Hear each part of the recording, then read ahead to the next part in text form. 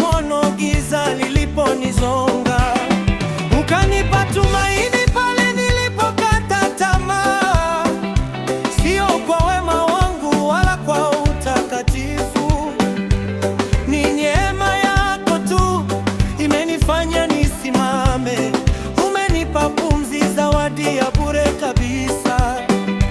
Kila siku mpya ni ushahidi wa wema wako kwa kila jambo. Nashukuru Bwana, nashukuru.